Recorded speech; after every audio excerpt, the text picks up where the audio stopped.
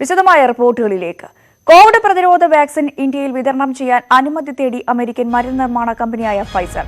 Drugs control ജനറലിന് Pfizer അപേക്ഷ നൽകി. മരുന്ന് ഇറക്കുമതി ചെയ്യാനും വിതരണം ചെയ്യാനും അനുമതി തേടിയാണ് ഫൈസർ അപേക്ഷ നൽകിയത്.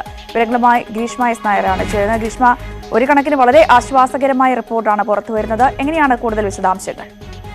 രഞ്ജിനി, ഡിസംബർ 4-നാണ് ഫൈസർ കമ്പനി ഇന്ത്യയോട് അനുമതി തേടിയിരിക്കുന്നത്. നിലവിൽ ഫൈസറിന് പരീക്ഷണം നടക്കുന്നില്ല ഇന്ത്യയിൽ. അതുകൊണ്ട് തന്നെ ഇറക്കുമതി ചെയ്യാനും വിതരണം ചെയ്യാനുമുള്ള അനുമതി തേടിയാണ് അപേക്ഷ നൽകിയിരിക്കുന്നത്. നിലവിൽ 2 ബാച്ച് മരുന്നുകൾക്കുള്ള അനുമതിയാണ് ഇപ്പോൾ തേടിയിരിക്കുന്നത്. mRNA വാക്സിനും BNTI 62B2 എന്ന ഈ 2 ബാച്ചുകൾക്കുള്ള അനുമതിയാണ് നിലവിൽ ഫൈസർ തേടിയിരിക്കുന്നത്. ബ്രിട്ടനും ബഹ്റിനും അനുമതി നൽകിയിരിക്കുന്ന സാഹചര്യത്തിൽ കൂടിയാണ് ഇന്ത്യയിൽ കൂടി അനുമതി തേടാനുള്ള തീരുമാനമുണ്ടായിരിക്കുന്നത്. പക്ഷേ ഇന്ത്യയിൽ നേരിടാൻ പോകുന്ന ഏറ്റവും വലിയ വെല്ലുവിളി എന്ന് പറയുന്നത് -70 ഡിഗ്രിയിൽ താഴെ മാത്രമേ ഫൈസറിന്റെ വാക്സിൻ സൂക്ഷിക്കാൻ കഴിയൂ എന്നുള്ള ഒരു വലിയ വെല്ലുവിളിയാണ് ഇന്ത്യയെ സംബന്ധിച്ചിടത്തോളം. ഇത് എങ്ങനെ മറികടക്കാനാകും എന്നുള്ള കാര്യത്തിലാണ് ആശങ്കയുള്ളത്. മറ്റൊരു രീതിയിൽ പറയുകയാണെങ്കിൽ ഇന്ത്യയിൽ നടത്തുന്ന ആദ്യ അനുമതി തേടുന്ന വാക്സിൻ അനുമതി തേടുന്ന ആദ്യ കമ്പനി കൂടിയാണ് ഫൈസർ. ഈ ഘട്ടത്തിൽ അതിനെ തള്ളിക്കളയാനും ആകാത്ത ഒരു സാഹചര്യം കൂടിയുണ്ട്. അതുകൊണ്ട് തന്നെ പ്രതിരോധങ്ങളെ മറികടന്നുകൊണ്ട് അനുമതി നൽകാൻ തന്നെയുള്ള തീരുമാനത്തിലേക്കായിരിക്കും സർക്കാർ നീങ്ങുക. കഴിഞ്ഞ ദിവസം പ്രധാനമന്ത്രി ഉൾപ്പെടെയുള്ളവർ ഇക്കാര്യം തന്നെയാണ് വ്യക്തമാക്കിയിരുന്നു. വാക്സിൻ എത്രയും വേഗം ലഭ്യമാക്കാനുള്ള നടപടികൾ സ്വീകരിക്കാൻ തന്നെയാണ് കേന്ദ്ര സർക്കാരിന്റെ തീരുമാനം. ഈ ഘട്ടത്തിൽ അനുമതി എത്രയും വേഗം നൽകുമെന്ന് തന്നെയാണ് കണക്കുകൂട്ടപ്പെടുന്നത്. ഏതായാലും വരും ദിവസങ്ങളിൽ ഇതുമായി ബന്ധപ്പെട്ട കൂടുതൽ വിവരങ്ങൾ അറിയാൻ സാധിക്കും. ഈ ഘട്ടത്തിൽ ഇപ്പോൾ ബ്രിട്ടനും ബഹ്റിനും മാത്രമാണ് ഫൈസറിന് അനുമതി നൽകിയിരിക്കുന്നത്. അമേരിക്കയും ഉടൻ തന്നെ അനുമതി നൽകിയേക്കും. ഗ്രീഷ്മ നേരത്തെ തൊട്ടു മുമ്പ് സൂചിപ്പിച്ച പോലെ തന്നെ ആദ്യം ബ്രിട്ടനാണ് ഇതിന് അനുമതി നൽകിയത്. തൊട്ടു പിന്നാലെ കഴിഞ്ഞ ദിവസം ബഹ്റിനും ഇതിന് സമാനമായ സാഹചര്യത്തിൽ അനുമതി നൽകുന്ന എല്ലാം നമ്മൾ കണ്ടതാണ്. ഇന്ത്യയിലേക്ക് കാര്യങ്ങൾ എത്തുമ്പോൾ കേന്ദ്ര സർക്കാർ അനുമതി നൽകാനുള്ള സാധ്യത മുന്നിലുണ്ടോ? ഒപ്പം തന്നെ ഒരു ഔദ്യോഗിക പ്രതികരണം സർക്കാരിന്റെ ഭാഗത്തു നിന്നും ഉണ്ടായിട്ടുണ്ടോ? സർക്കാരിന്റെ ഭാഗത്തു നിന്ന് ഇതുവരെ ഔദ്യോഗിക പ്രതികരണങ്ങളൊന്നും തന്നെ ഉണ്ടായിട്ടില്ല. 2 ദിവസമായി ഫൈസർ ഇതിന് അനുമതി തേടിയിട്ട്. പക്ഷേ ഞാൻ മുമ്പ് പറഞ്ഞ തന്നെ സാഹചര്യം നമ്മൾ കണക്കാക്കേണ്ടതുണ്ട്. -70 ഡിഗ്രിയിൽ വാക്സിൻ സൂക്ഷിക്കാൻ കഴിഞ്ഞില്ലെങ്കിൽ അത് ഗുണത്തെക്കാളേറെ ദോഷം ചെയ്യാൻ സാധ്യതയുണ്ട്. ഈ ഒരു ഘട്ടത്തിൽ അതിനുള്ള നടപടികൾ ആദ്യം സ്വീകരിക്കേണ്ടി വരും. മാത്രമല്ല 95% ഫൈസർ ഇപ്പോൾ അതിന്റെ ഒരു വിജയം അവകാശപ്പെടുന്നത്. ഇതിന്റെ പരീക്ഷണ ഘട്ടങ്ങൾ എല്ലാം പൂർത്തിയാക്കിയിട്ടില്ല എന്നൊരു ആരോപണവും ഫൈസർ നേരിടുന്നുണ്ട്. ഈ രണ്ട് പ്രശ്നങ്ങളെ മറികടക്കാനായാൽ കേന്ദ്ര സർക്കാർ എത്രയും വേഗത്തിൽ അനുമതി നൽകിയേക്കും. പക്ഷേ അപ്പോഴും -70 ഡിഗ്രിയിൽ താഴെ വാക്സിൻ എങ്ങനെ സൂക്ഷിക്കുമെന്നുള്ള കാര്യത്തിൽ അത് ഇന്ത്യയിലെ എല്ലാ ഭാഗത്തും എത്തിക്കാൻ കഴിയുമോ എന്നതിൽ ആശങ്കയുണ്ട്. അത്തരത്തിലൊരു സാഹചര്യത്തിൽ എല്ലാവർക്കും വിതരണം നടത്തുക എളുപ്പമാകില്ല. അതായിരിക്കും സർക്കാരിന് മുന്നിലുള്ള ഏറ്റവും വലിയ വെല്ലുവിളി. പക്ഷേ അനുമതി തേടിയുള്ള ആദ്യ വാക്സിൻ എന്ന നിലയ്ക്ക് ഫൈസറിനെ തള്ളിക്കളയാനുമാകില്ല. മാത്രമല്ല 2 രാജ്യങ്ങൾ നിലവിൽ ഇതിന് അനുമതി നൽകിയിട്ടുമുണ്ട്, ബ്രിട്ടനും ബഹ്റൈനും. ബ്രിട്ടൻ താൽക്കാലിക അനുമതിയാണ് നൽകിയിരുന്നത് എങ്കിൽ പോലും ആദ്യം അനുമതി നൽകിയത് ബ്രിട്ടൻ തന്നെയാണ്. ബ്രിട്ടനിൽ ഇപ്പോൾ വാക്സിൻ പരീക്ഷണം നടക്കുന്നുണ്ട് എങ്കിൽ പോലും മറ്റൊരു രാജ്യത്തിന്റെ വാക്സിന് അനുമതി നൽകിക്കൊണ്ടുള്ള ബ്രിട്ടന്റെ നീക്കം നിർണായകമാണ്. ഈ ഘട്ടത്തിൽ ഫൈസറിനെ പൂർണ്ണമായും തള്ളിക്കളയാൻ ഇന്ത്യക്കാകില്ല. പക്ഷേ എങ്ങനെ പ്രശ്നങ്ങളെ മറികടക്കാം എന്നുള്ള കാര്യത്തിൽ കൂടിയാലോചനകൾ വേണ്ടിവരും. ശരി, ഗ്രീഷ്മയാണ് വിശദാംശങ്ങൾ പങ്കുവച്ചത്. രാജ്യത്ത് ഇന്ധനവില 2 വർഷത്തിനിടയിലെ ഏറ്റവും ഉയർന്ന നിരക്കിൽ. പെട്രോളിനും ഡീസലിനും വില കൂട്ടി. പെട്രോൾ ലിറ്ററിന് 27 പൈസയും ഡീസലിന് 31 പൈസയുമാണ് കൂട്ടിയത്. വിവരങ്ങളുമായി സുരേഷ് വെള്ളിമുറ്റം ചേരുന്നു. സുരേഷ്, 2018 ശേഷമുള്ള ഏറ്റവും വലിയ വില വർധന, എങ്ങനെയാണ് സാഹചര്യം? രഞ്ജിനി, സാധാരണ ജീവിതം വല്ലാതെ പ്രതിസന്ധിയിലാക്കുന്ന വിധത്തിലാണ് ഇന്ധന വില വർധന. പെട്രോളിനും ഡീസലിനും ഒരുപോലെ വില കുതിച്ചുയരുകയാണ്. ഡീസലിന്റെ വില വർധന അവശ്യ സാധനങ്ങളുടെ വില വർധനയ്ക്ക് കാരണമാകും എന്നുള്ളതാണ് നമ്മളെയൊക്കെ ഏറ്റവും ആശങ്കപ്പെടുത്തുന്ന കാര്യമെന്ന് പറയുന്നത്. പെട്രോളിന് ഇന്നലെ വില കൂട്ടിയതോടുകൂടി, പുതിയ വില വർധന നിലവിൽ വന്നതോടുകൂടി പെട്രോളിന് തിരുവനന്തപുരത്ത് 85 രൂപയിലെത്തിയിരിക്കുന്നു. സംസ്ഥാനത്ത് ഏറ്റവും കൂടുതൽ വില വർധന ഇപ്പോൾ ഉള്ളത് തിരുവനന്തപുരത്താണ്. പെട്രോളിന് 85 രൂപ എത്തിയ ഏക ജില്ല എന്ന് പറയുന്നതും തിരുവനന്തപുരം തന്നെയാണ്. പെട്രോളിന് ഇന്നലെ ലിറ്ററിന് 27 പൈസയും ഡീസലിന് 31 പൈസയുമാണ് രഞ്ജിനി നേരത്തെ പറഞ്ഞതുപോലെ വർദ്ധിപ്പിച്ചത്. ഏറ്റവും വില കുറവുള്ളത് നിലവിൽ കൊച്ചിയിലാണ്. കൊച്ചിയിൽ പെട്രോളിന് 83 രൂപ 66 പൈസയും ഡീസലിന് 77 രൂപ 74 പൈസയുമാണ്. മറ്റ് ജില്ലകളിൽ ഏറ്റവും കൂടുതൽ വില വർധന ഉള്ള ജില്ലകൾ 84 രൂപയ്ക്ക് 85 രൂപയോട് അടുത്ത് നിൽക്കുന്നത് കൊല്ലം, പത്തനംതിട്ട, വയനാട്, കാസർഗോഡ് തുടങ്ങിയിട്ടുള്ള ജില്ലകളിലാണ്. കൊച്ചി കഴിഞ്ഞാൽ പിന്നീട് വിലക്കുറവുള്ള ജില്ലകൾ എന്ന് പറയുന്നത് കൊച്ചിയോട് ചേർന്ന് കിടക്കുന്ന ആലപ്പുഴ അതുപോലെ തന്നെ തൃശൂർ ജില്ലകൾ ഒക്കെയാണ്. അന്താരാഷ്ട്ര വിപണിയിലെ വിലവർധനയാണ് ഇന്ധന വിലവർധനയുടെ ഏറ്റവും പ്രധാനപ്പെട്ട കാരണം എന്നാണ് കേന്ദ്ര സർക്കാർ പറയുന്നത്. പക്ഷേ സാധാരണക്കാരെ സംബന്ധിച്ചിടത്തോളം നവംബർ 20 ശേഷം കഴിഞ്ഞ 2 ആഴ്ചയ്ക്കിടയിൽ 3 രൂപ 36 പൈസയാണ് 1 ലിറ്റർ ഡീസലിന് കൂടിയിട്ടുള്ളത്. പെട്രോളിന് ആകട്ടെ 2 രൂപ 40 പൈസയും കൂടി. ഇത്തരത്തിലുള്ള വിലവർധന സ്വാഭാവികമായും നമ്മളെ എല്ലാം ജീവിതത്തെ ബാധിക്കും. ശരി സുരേഷ്.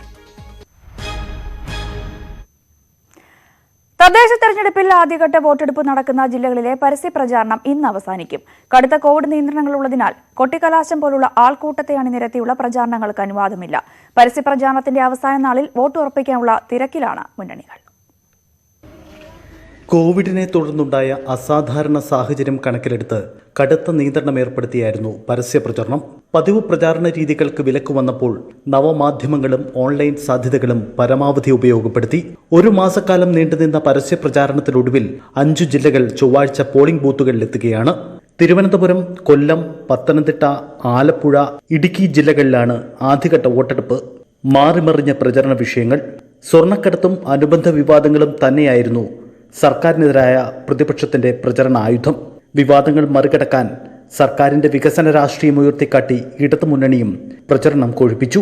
2015 നേട്ടം ആവർത്തിക്കാൻ ഇക്കുറി കഴിയുമോ എന്നതാണ് ഇടതുമുന്നണിയുടെ വെല്ലുവിളി. തദ്ദേശ തെരഞ്ഞെടുപ്പിൽ തിരിച്ചടിയുണ്ടായാൽ സംസ്ഥാന ഭരണത്തിൽ തിരിച്ചെത്താമെന്ന UDFന്റെ പ്രതീക്ഷകൾക്ക് മങ്ങലുണ്ടാകും. BJPക്കും തദ്ദേശ തെരഞ്ഞെടുപ്പ് നിലനിൽപ്പിന്റെ പോരാട്ടമാണ്. നാളെയാണ് പോളിംഗ് സാമഗ്രികളുടെ വിതരണം. 10, 14 തീയതികളിലാണ് 2, 3 ഘട്ടങ്ങളിലെ വോട്ടെടുപ്പ്. 16-ന് തദ്ദേശ സ്ഥാപനങ്ങളിലെ ജനവിധി അറിയാം. ന്യൂസ് 18 തിരുവനന്തപുരം. തദ്ദേശ തെരഞ്ഞെടുപ്പിൽ UDFും BJPയും തമ്മിൽ രഹസ്യധാരണയെന്ന ആരോപണം ശക്തമാക്കി CPM. കേന്ദ്ര ഏജൻസികളെ ഉപയോഗിച്ച് സർക്കാരിനെ അട്ടിമറിക്കാൻ കോൺഗ്രസും മുസ്ലിം ലീഗും BJPക്ക് കൂട്ടുനിൽക്കുകയാണെന്ന് മുഖ്യമന്ത്രി പിണറായി വിജയൻ പറഞ്ഞു. ജമാഅത്ത് ഇസ്ലാമിയുമായുള്ള ധാരണയുടെ പേരിൽ ലീഗ് നേതൃത്വത്തെ പിണറായി പരോക്ഷമായി വിമർശിച്ചു. മുഖ്യമന്ത്രി പ്രചാരണ രംഗത്ത് സജീവമല്ലെന്ന പ്രതിപക്ഷ വിമർശനത്തിനിടെയാണ് UDFനെയും BJPയെയും ഒരുപോലെ കടന്നാക്രമിച്ച് പിണറായിയുടെ വെബ് റാലി. നമ്മുടെ ഈ കൊച്ചു കേരളത്തിൽ ഏതെങ്കിലും കോൺഗ്രസിന്റെയോ ലീഗിന്റെയോ നേതാക്കള്, UDFന്റെ നേതാക്കള് ആരെങ്കിലും BJPയെ നേരിയ തോതിലെങ്കിലും വിമർശിക്കുന്നത് നിങ്ങൾ ആരെങ്കിലും കേട്ടോ? എന്തേ BJPക്കെതിരെ നാക്ക് ചലിക്കാത്തത്? ഒരു വശത്ത് BJPയുമായും മറുവശത്ത് ജമാഅത്തെ ഇസ്ലാമിയുമായും UDF കൂട്ടുകൂടുന്നു. ജമാഅത്തെ ഇസ്ലാമി കൂട്ടുകെട്ടിലെ തിരിച്ചടി ലീഗിന് തെരഞ്ഞെടുപ്പ് കഴിയുമ്പോൾ ബോധ്യമാകും. 4 വോട്ടിന് വേണ്ടി രാഷ്ട്രീയ ചെറ്റത്തരം കാണിക്കാൻ LDF ഇല്ല.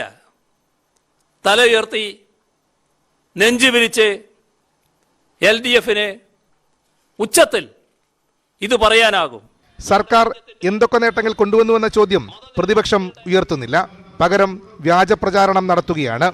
ഉയർന്നു വരേണ്ട വിവിധ പ്രോജക്റ്റുകളെ സഹായിക്കാനും പിന്താങ്ങാനും ഇതാ കേരള ബാങ്ക്. ഇതെല്ലാം കണ്ട് വിഭ്രാന്തിയിലായ UDFും BJPയും സകലതിനെയും എതിർക്കുകയാണ്. തദ്ദേശ തെരഞ്ഞെടുപ്പിൽ LDF വിജയക്കൊടി പാറിക്കുമെന്നും പിണറായി പറഞ്ഞു. ന്യൂസ് 18 തിരുവനന്തപുരം. മുല്ലപ്പള്ളി രാമചന്ദ്രന് പിന്നാലെ ഉമ്മൻചാണ്ടിയും തെരഞ്ഞെടുപ്പ് പ്രചാരണ യോഗത്തിൽ വെൽഫെയർ സ്ഥാനാർത്ഥിക്കൊപ്പം വേദി പങ്കിട്ടത് വിവാദത്തിൽ. കാസർഗോഡ് ഉദുമ പഞ്ചായത്തിലെ പ്രചാരണ പരിപാടിക്കെത്തിയ ഉമ്മൻചാണ്ടിയെ വെൽഫെയർ സ്ഥാനാർത്ഥി സ്വീകരിക്കുന്ന ചിത്രമാണ് പുറത്തുവന്നത്. ചിത്രം ഫേസ്ബുക്കിൽ ഷെയർ ചെയ്ത് മന്ത്രി TM തോമസ് ഐസക് വിമർശനവുമായി രംഗത്ത് വന്നു. തെരഞ്ഞെടുപ്പ് ധാരണ UDFിലെ കക്ഷികൾ തമ്മിൽ മാത്രം, UDFിലെ കക്ഷികൾക്ക് പുറത്ത് ഉള്ള ആരുമായി തെരഞ്ഞെടുപ്പ് ധാരണ ഉണ്ടാവില്ല. അതാണ് കോൺഗ്രസിന്റെയും UDFിന്റെയും അംഗീകരിച്ച നിലപാട്. വെൽഫെയർ പാർട്ടിയുമായി ഒരു ബന്ധവുമില്ലെന്ന് ആവർത്തിക്കുമ്പോഴാണ് KPCC പ്രസിഡന്റ് മുല്ലപ്പള്ളി രാമചന്ദ്രന് പിന്നാലെ ഉമ്മൻചാണ്ടിയും ഫോട്ടോ കുരുക്കിൽ വീഴുന്നത്. കാസർഗോഡ് ഉദുമ പഞ്ചായത്തിലെ പ്രചാരണത്തിനെത്തിയപ്പോൾ കോൺഗ്രസ് നേതാക്കൾക്കൊപ്പം വെൽഫെയർ പാർട്ടി ജില്ലാ സെക്രട്ടറി PK അബ്ദുള്ളക്കോയ ഉമ്മൻചാണ്ടിയെ സ്വീകരിക്കുന്ന ചിത്രമാണ് പുറത്തുവന്നത്. ഉദുമ കൊപ്പൽ വാർഡിൽ UDF പിന്തുണയോടെ മത്സരിക്കുന്ന വെൽഫെയർ പാർട്ടി സ്ഥാനാർത്ഥി കൂടിയാണ് അബ്ദുള്ളക്കോയ. കാസർകോട് MP രാജ്മോഹൻ ഉണ്ണിത്താനും DCC പ്രസിഡന്റ് ഹക്കീം കുന്നിലും ഉമ്മൻചാണ്ടിക്കൊപ്പമുണ്ട്. ഉമ്മൻചാണ്ടിയുടെ ചിത്രം ഷെയർ ചെയ്ത് മന്ത്രി തോമസ് ഐസക് കോൺഗ്രസിനെതിരെ വിമർശനവുമായി രംഗത്തെത്തി. കഴിഞ്ഞ ദിവസം മുല്ലപ്പള്ളി രാമചന്ദ്രൻ കോഴിക്കോട് പ്രസ് ക്ലബ്ബിൽ വാർത്താസമ്മേളനം നടത്തുന്നതിനിടെയും സമാനമായ കുരുക്കുണ്ടായി. ഒരു ബന്ധവുമില്ലെന്ന് പറഞ്ഞു തീരുന്നതിന് മുമ്പ് തൃശൂരിൽ വെൽഫെയർ പാർട്ടി സ്ഥാനാർത്ഥിക്കൊപ്പം മുല്ലപ്പള്ളി വേദി പങ്കിടുന്ന ചിത്രം പുറത്തുവന്നു. അതേസമയം UDF വെൽഫെയർ പാർട്ടി ബന്ധത്തിനെതിരെ ശക്തമായ വിമർശനവുമായി CPM രംഗത്തെത്തി. ആ സഖ്യം വെളിച്ചത്ത് പറയാൻ കഴിയുന്നില്ല എന്ന് പറഞ്ഞാൽ പുറത്ത് പറയാൻ പറ്റാത്തതാണ് ഈ ബന്ധം എന്ന് അവർ അംഗീകരിക്കലല്ലേ? ഇത് രാഷ്ട്രീയ ധാർമ്മികതയ്ക്ക് ചേർന്നതാണോ? വെൽഫെയർ പാർട്ടിയുമായി ബന്ധമുണ്ടാക്കിയത് മുസ്ലിം ലീഗാണെന്നും കോൺഗ്രസിന് ഉത്തരവാദിത്തമില്ലെന്നുമാണ് ഒരു വിഭാഗം നേതാക്കൾ വിശദീകരിക്കുന്നത്. വെൽഫെയർ പാർട്ടി ബന്ധം മലബാറിന് പുറത്ത് തിരിച്ചടിയാകുമോ എന്ന ആശങ്കയുയർന്നതോടെയാണ് കോൺഗ്രസ് തള്ളിപ്പറഞ്ഞ് രംഗത്ത് വന്നത്. മുഹമ്മദ് ഷഹീദ്, ന്യൂസ് 18 കോഴിക്കോട്. ബുറവി ആശങ്കകൾ അകന്നെങ്കിലും അതുണ്ടാക്കിയ നാശനഷ്ടങ്ങൾ ചെറുതല്ല. മന്നാർ ഉൾക്കടലിൽ രാമനാഥപുരത്തിനടുത്തായി ദുർബലമായി നിൽക്കുകയാണ് ഇപ്പോൾ ബുറേവി. ചുഴലിക്കാറ്റ് ഭീതിയിൽ നിന്നും സംസ്ഥാനം മാറിയെങ്കിലും തമിഴ്നാട്ടിൽ 20 ജീവനാണ് ബുറേവി കവർന്നത്. വീട് തകർന്നു വീണും ഷോക്കേറ്റും ഒഴുക്കിൽപ്പെട്ടുമാണ് മരണങ്ങളേറെയും. ശ്രീലങ്കയിൽ പ്രതീക്ഷിച്ചത്ര നാശമുണ്ടാക്കാതിരുന്നത് ആശ്വാസമായി. ബുറേവിക്കൊപ്പം വലിയൊരു ആശങ്ക കൂടിയാണ് ഒഴിഞ്ഞത്. കാലാവസ്ഥാ കേന്ദ്രങ്ങൾ ദിവസങ്ങൾക്ക് മുന്നേ നൽകിയ മുന്നറിയിപ്പും മുന്നൊരുക്കവും ജനങ്ങളെ സുരക്ഷിത കേന്ദ്രങ്ങളിൽ എത്തിച്ചിരുന്നു. പ്രവചനങ്ങൾക്ക് അതീതമായി ബുറേവി ദിശ മാറി ന്യൂനമർദ്ദമായി മാറുകയും ചെയ്തു. ബംഗാൾ ഉൾക്കടലിൽ രൂപപ്പെട്ട ബുറേവി മണിക്കൂറിൽ 90 കിലോമീറ്റർ വരെ വേഗം കൈവരിക്കുമെന്നായിരുന്നു അനുമാനം. ബുധനാഴ്ച ശ്രീലങ്കൻ തീരത്ത് തൊട്ട ചുഴലിക്കാറ്റ് കാര്യമായ നാശനഷ്ടങ്ങൾ ഉണ്ടാക്കിയില്ല. ജാഫ്ന മേഖലയിൽ കനത്ത മഴയിലും കാറ്റിലും മരങ്ങൾ കടപുഴകി വീണു. വീടുകൾക്ക് കേടുപാട് സംഭവിച്ചു. കൊളംബോ ഉൾപ്പെടെയുള്ള മേഖലകളിൽ ഇടവിട്ട് മഴ തുടർന്നു. വടക്ക് കിഴക്കൻ മേഖലകളിൽ 200 മില്ലിമീറ്റർ മഴ ലഭിച്ചു. ട്രിങ്കോമാലി ജില്ലയിൽ മണ്ണിടിച്ചിലുണ്ടായി. 12 വീടുകൾ വെള്ളപ്പൊക്കത്തിൽ മുങ്ങി. 630 കുടുംബങ്ങളെ മാറ്റിപ്പാർപ്പിച്ചു. വാവുനിയ ജില്ലയിൽ 250 കുടുംബങ്ങളെയും സുരക്ഷിത കേന്ദ്രത്തിലേക്ക് മാറ്റിയിരുന്നു. ബുറേവിയുടെ സ്വാധീന ഫലമായി തമിഴ്നാടിന്റെ തെക്കൻ ജില്ലകളിൽ കനത്ത മഴയും കാറ്റുമുണ്ടായി. വീട് തകർന്നു വീണും ഷോക്കേറ്റും ഒഴുക്കിൽപ്പെട്ടുമാണ് മരണങ്ങളേറെയും. ഗൂഡല്ലൂരിൽ 300 ഗ്രാമങ്ങൾ വെള്ളക്കെട്ടിലായി. രാമേശ്വരം, രാമനാഥപുരം മേഖലകളിൽ വൈദ്യുതി ബന്ധം നിലച്ചു. മരിച്ചവരുടെ കുടുംബത്തിന് മുഖ്യമന്ത്രി എടപ്പാടി പളനിസ്വാമി 10 ലക്ഷം രൂപ നഷ്ടപരിഹാരം പ്രഖ്യാപിച്ചു. മഴയിലും കാറ്റിലും മരങ്ങളും വൈദ്യുതി പോസ്റ്റുകളും തകർന്നിട്ടുണ്ട്. News desk, news 18.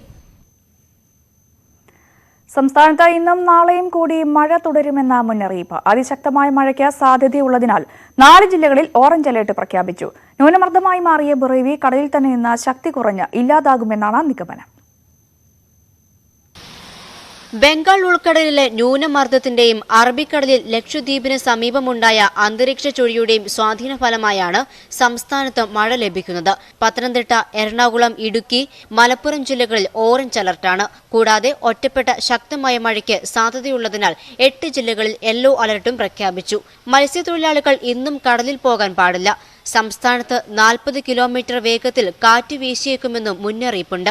ഇടിമിന്നലിനും തീരത്ത് ഉയർന്ന തിരമാലയ്ക്കും സാധ്യതയുണ്ടെന്നും കേന്ദ്ര കാലാവസ്ഥാ വകുപ്പ് മുന്നറിയിപ്പ് നൽകി. ന്യൂസ് 18 തിരുവനന്തപുരം.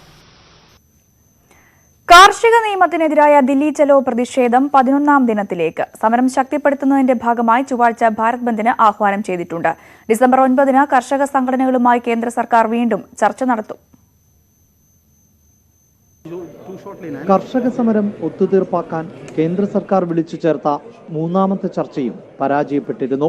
സമരത്തിൽ പങ്കെടുക്കുന്ന കുട്ടികളെയും മുതിർന്ന പൗരന്മാരെയും സ്വന്തം വീടുകളിലേക്ക് തിരിച്ചയക്കണമെന്ന കേന്ദ്ര കൃഷിമന്ത്രി നരേന്ദ്രസിംഗ് തോമറിന്റെ ആവശ്യം തള്ളിക്കൊണ്ടാണ് കർഷകർ പ്രതിഷേധം തുടരുന്നത്. പുതിയ കാർഷിക നിയമങ്ങളുടെ പ്രയോജനം സർക്കാരിനും കോർപ്പറേറ്റുകൾക്കും മാത്രമാണെന്ന നിലപാടിലാണ് കർഷക സംഘടനകൾ.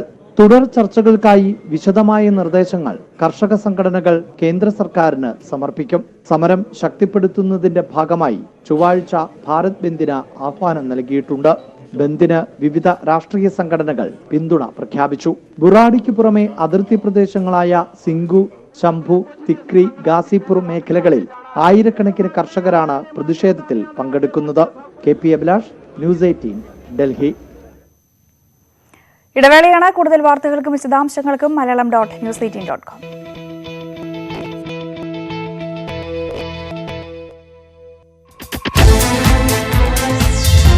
ഊരാളുങ്കൽ സൈബർ സർവീസ് സൊസൈറ്റിയിലേക്കും എൻഫോഴ്സ്മെന്റ് ഡയറക്ടറേറ്റ് അന്വേഷണം. കഴിഞ്ഞ 5 വർഷത്തെ സാമ്പത്തിക ഇടപാടുകൾ സംബന്ധിച്ച വിവരങ്ങൾ ആവശ്യപ്പെട്ട് നവംബർ 30-നാണ് ഇഡി നോട്ടീസ് നൽകിയത്.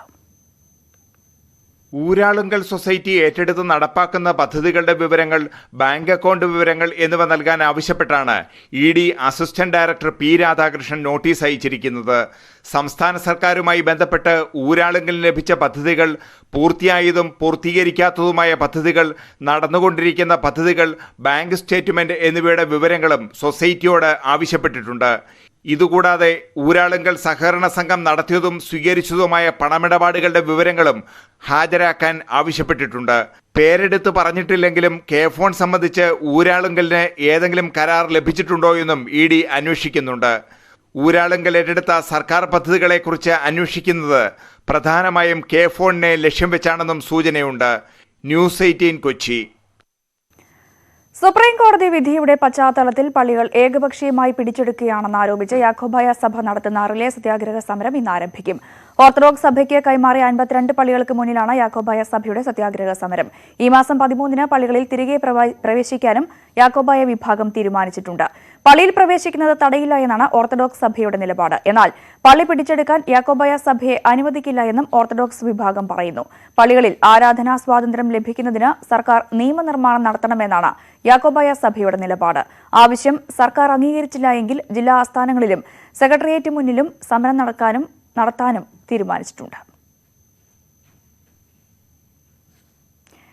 ഇന്ത്യൻ മതേതരത്വത്തിന് മുറിവേൽപ്പിച്ച് ബാബറി മസ്ജിദ് തകർക്കപ്പെട്ടിട്ട് ഇന്ന് 28 വർഷം. മസ്ജിദ് തകർത്ത ഗൂഢാലോചനാ കേസിലെ പ്രതികളെ വിചാരണ കോടതി വെറുതെ വിട്ട ശേഷമുള്ള ആദ്യ വാർഷിക ദിനമാണിന്ന്. രാമക്ഷേത്ര നിർമ്മാണം പുരോഗമിക്കുന്ന അയോധ്യയിലും പരിസര പ്രദേശങ്ങളിലും കനത്ത സുരക്ഷയാണ് ഏർപ്പെടുത്തിയിട്ടുള്ളത്. രാജ്യത്തെ പ്രധാന നഗരങ്ങളിലും പരിശോധനകൾ കർശനമാക്കി. 1992 ഡിസംബർ 6-നായിരുന്നു സംഘപരിവാർ സംഘടനകളുടെ നേതൃത്വത്തിൽ കർസേവകർ അയോധ്യയിലെ ബാബറി മസ്ജിദ് തകർത്തത്. 1528 പണികഴിപ്പിച്ച മസ്ജിദ് രാമജന്മഭൂമിയാണെന്ന് അവകാശപ്പെട്ടുകൊണ്ടായിരുന്നു അക്രമം. സ്വാതന്ത്ര്യാനന്തര ഇന്ത്യയുടെ ജനാധിപത്യത്തെയും മതേതരത്വത്തെയും ആഴത്തിൽ മുറിവേൽപ്പിച്ച ആക്രമണത്തിന്റെ അലയൊലികൾ ഇപ്പോഴും പൂർണ്ണമായും മാഞ്ഞുപോയിട്ടില്ല. മസ്ജിദ് തകർത്ത കേസിൽ എല്ലാ പ്രതികളെയും ലക്നൌവിലെ പ്രത്യേക CBI കോടതി ഈ വർഷം സെപ്റ്റംബറിൽ വെറുതെ വിട്ടു. LK അദ്വാനി, മുരളി മനോഹർ ജോഷി, കല്യാൺ സിംഗ്, ഉമാഭാരതി അടക്കം 32 പേരെയാണ് തെളിവുകളുടെ അഭാവത്തിൽ കോടതി കുറ്റവിമുക്തരാക്കിയത്. ഇന്ത്യയുടെ രാഷ്ട്രീയ ഭൂപടത്തിൽ BJP കാവി വിരിച്ചത് ബാബറി മസ്ജിദ് സംഭവത്തോടെയായിരുന്നു. BJPയുടെ പ്രകടന പത്രികയിൽ എപ്പോഴും ഇടം പിടിച്ചിരുന്ന രാമക്ഷേത്ര നിർമ്മാണം പുരോഗമിക്കുന്നതിനിടെയാണ് ബാബറി മസ്ജിദ് ദിനം കടന്നുപോകുന്നത്. മസ്ജിദ് തകർത്ത കേസിലെ പ്രതികളെ വിട്ടയച്ചപ്പോഴും ക്ഷേത്ര നിർമ്മാണത്തിന് സുപ്രീം കോടതി വിധി പ്രഖ്യാപിച്ചപ്പോഴും അഖണ്ഡതയ്ക്കും സമാധാനത്തിനും ചെറുപോറൽ പോലും ഏൽക്കാതിരിക്കാൻ രാജ്യം ജാഗ്രത പുലർത്തി. അതേ ജാഗ്രതയിലാണ് മതേതര ഇന്ത്യ കരിദിനമായി അടയാളപ്പെടുത്തിയ ഡിസംബർ 6 കടന്നുപോകുന്നത്. KP Abhilash, news 18, Delhi. തിരുവനന്തപുരത്തെ രാജീവ് ഗാന്ധി സെന്റർ ഫോർ ബയോടെക്നോളജിയുടെ പേരുമാറ്റ വിവാദം കത്തുന്നു. പുതിയ സെന്ററിന് ഗോൾവാൾക്കറുടെ പേര് നിശ്ചയിച്ച തീരുമാനം പുനഃപരിശോധിക്കണമെന്നാവശ്യപ്പെട്ട് മുഖ്യമന്ത്രി കേന്ദ്രത്തിന് കത്തയച്ചു. വിവിധ സംഘടനകളും പ്രതിഷേധവുമായി രംഗത്തെത്തിയിട്ടുണ്ട്. എങ്കിലും തീരുമാനം കേന്ദ്രം പുനഃപരിശോധിക്കാൻ സാധ്യതയില്ല എന്നാണ് സൂചന. ഗോൾവാൾക്കറുടെ പേര് നൽകാനുള്ള തീരുമാനം പുനഃപരിശോധിക്കണമെന്നാവശ്യപ്പെട്ട് മുഖ്യമന്ത്രി തന്നെ കത്തയച്ചതോടെ വിവാദം പുതിയ തലത്തിലെത്തുകയാണ്. രാജീവ് ഗാന്ധി ബയോടെക്നോളജിയുടെ പുതിയ സെന്ററിന് ഏതെങ്കിലും ശാസ്ത്രജ്ഞന്റെ പേര് നൽകണമെന്നാണ് കേന്ദ്രത്തിനയച്ച കത്തിൽ മുഖ്യമന്ത്രി ആവശ്യപ്പെട്ടിരിക്കുന്നത്. ഗോൾവാൾക്കറിന്റെ പേര് നൽകിയതോടെ സ്ഥാപനത്തെ കേന്ദ്ര സർക്കാർ വർഗീയവൽക്കരിക്കുന്നു എന്നാണ് ആരോപണം. എന്നാൽ ജമാഅത്തെ ഇസ്ലാമിയെയും പോപ്പുലർ ഫ്രണ്ടിനെയും തൃപ്തിപ്പെടുത്താനാണ് CPM-ഉം കോൺഗ്രസിന്റെയും നീക്കങ്ങളെന്നാണ് BJPയുടെ മറുപടി. CPM-ഉം കോൺഗ്രസും നടത്തുന്ന പ്രതിഷേധം ജമാഅത്തെ ഇസ്ലാമിയെയും പോപ്പുലർ ഫ്രണ്ടിനെയും പോലുള്ള വർഗീയ സംഘടനകളെ തൃപ്തിപ്പെടുത്താനാണ്. വർഗീയ ധ്രുവീകരണത്തിനാണ് ഈ പ്രശ്നം ഇപ്പോൾ കുത്തിപ്പൊക്കുന്നത്. രാജീവ് ഗാന്ധിയുടെ പേരിലുള്ള സ്ഥാപനത്തിലെ പുതിയ സെന്ററിന് അതേ പേര് തന്നെ നൽകണമെന്ന ആവശ്യമാണ് കോൺഗ്രസ് ഉയർത്തുന്നത്. കേരളത്തിന്റെ നവോത്ഥാന നായകൻ ഡോക്ടർ പൽപ്പുവിന്റെ പേര് നൽകണമെന്ന ആവശ്യവും വിവിധ സംഘടനകൾ ഉയർത്തുന്നുണ്ട്. തദ്ദേശ തെരഞ്ഞെടുപ്പിന്റെ പശ്ചാത്തലത്തിൽ പുതിയ വിവാദത്തിന് രാഷ്ട്രീയ മൂർച്ച ഏറെയാണ്. ന്യൂസ് 18 തിരുവനന്തപുരം. ശബരിമലയിൽ തീർത്ഥാടന കാലം.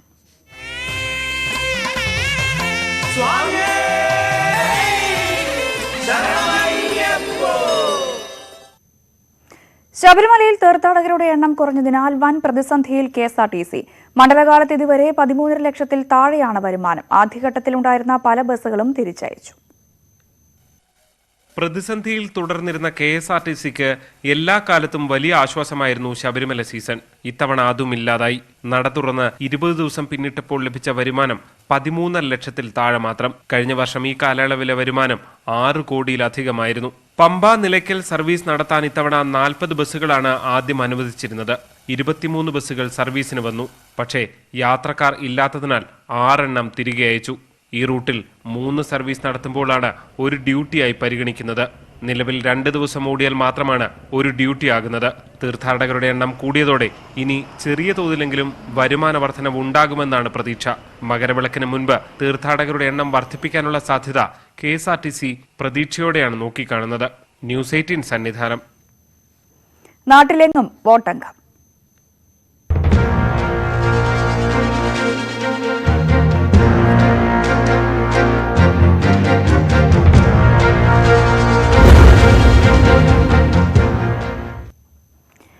മുസ്ലിം ലീഗ് ദേശീയ ജനറൽ സെക്രട്ടറിയും മലപ്പുറം എംപിയുമായ PK കുഞ്ഞാലിക്കുട്ടിയുടെ വാർഡിൽ ലീഗിനെതിരെ വിമത സ്ഥാനാർത്ഥി. LDF കൂടിയവർക്ക് പിന്തുണ പ്രഖ്യാപിച്ചതോടെ മലപ്പുറം നഗരസഭയിലെ 38ാം വാർഡിലെ മത്സരത്തിന് ചൂടേറി.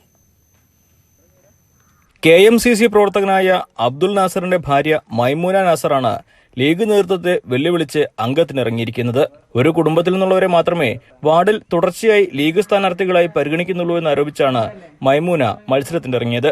LDFന്റെയും SDPയുടെയും വാർഡിലെ നിഷ്പക്ഷരായ വോട്ടർമാരുടെയും പിന്തുണയുണ്ടെന്ന് മൈമൂനയും നാസറും പറയുന്നു. വേറൊരു ആളെ മാറ്റി കൊടുക്കാൻ പറഞ്ഞിട്ട് ഓല് കൊടുക്കണില്ല. പിന്നെ വേണ്ടത്ര വികസനം എത്തിയിട്ടില്ല. ഒരു പ്രാവശ്യം നിന്നപ്പോൾ കുറച്ചൊക്കെ ഒരു ഇതാക്കിനു. പക്ഷെ പിന്നെയും ഓലിൽ നിന്ന് ഓല് ജയിക്കും എന്നുള്ള ആ ഒരു ഇതുകൊണ്ട് ഓല് വേണ്ടത്ര വികസനം വാർഡിലേക്ക് എത്തുന്നില്ല. പുതിയ ആളുകൾ വരുമ്പോഴാണ് വാർഡിന് വികസനം ഉണ്ടാവുള്ളൂ. തുടർച്ചയായിട്ട് ഒരാൾ വരുമ്പോൾ അതിൽ വികസനം ഉണ്ടാവില്ല. കാരണം ഒരു മാറ്റം എപ്പോഴും ഒരു അനിവാര്യമാണ്. കഴിഞ്ഞ തവണ കൗൺസിലറായ KK ഉമറിന്റെ ഭാര്യ ഐഷാബിയാണ് മുസ്ലിം ലീഗ് സ്ഥാനാർത്ഥി. ഐഷാബി ഇത് 2ാം തവണയാണ് 38ാം വാർഡിൽ മത്സരത്തിനിറങ്ങുന്നത്. വിമത ഭീഷണിയൊന്നും കാര്യമല്ലെന്ന് ഐഷാബിയും ഉമറും. അത് എല്ലാ കുറിയും ഉണ്ടാകുന്ന പോലെ ഒരു പ്രശ്നമില്ല. ഐക്യജനാധിപത്യ മുന്നണിക്കും UDFന് ഇവിടുത്തെ സ്ഥാനാർത്ഥിക്കും ഒരു ഭീഷണിയില്ല. കഴിഞ്ഞ തവണ 373 വോട്ടിന്റെ ഭൂരിപക്ഷത്തിലായിരുന്നു KK ഉമറിന്റെ വിജയം. ഇത്തവണ വിമതയുടെ പിൻബലത്തിൽ ലീഗ് ദേശീയ ജനറൽ സെക്രട്ടറിയുടെ വാർഡിൽ അട്ടിമറി വിജയം നേടാനാകുമെന്ന പ്രതീക്ഷയിലാണ് LDF പളയം. വാർഡിലെ ജയം ലീഗിന് എല്ലാം കൊണ്ടും അഭിമാന പ്രശ്നവുമാണ്. അഖിലോട്ട് പറയ്ക്കൊപ്പം CV അനുമോദ്, ന്യൂസ് 18 സ്പോർട്സ്.